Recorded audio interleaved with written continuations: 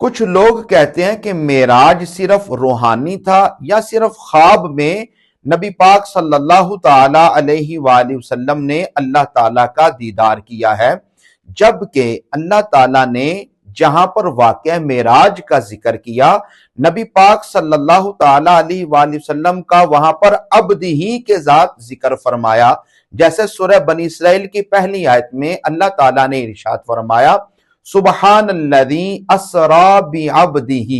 پاک ہے وہ ذات جس نے اپنے عبد کو، اپنے بندے کو سیر کروائی۔ یہاں پر جو بات قابل غور ہے اور ان لوگوں کو یہ جواب دیا جاتا ہے کہ بھی اگر خواب میں ہوتا یا معراج صرف روح کو ہوتا تو یہاں پر عبد کا لفظ ذکر نہیں ہونا تھا، یہاں پر لفظ ہونے تھے روح کے الفاظ ذکر ہونے تھے، جبکہ اللہ تعالیٰ نے لفظ عبد کا ذکر فرمایا۔ اور یاد رکھنا عبد جو ہے وہ روح اور جسم کے مجموعے کا نام عبد ہے۔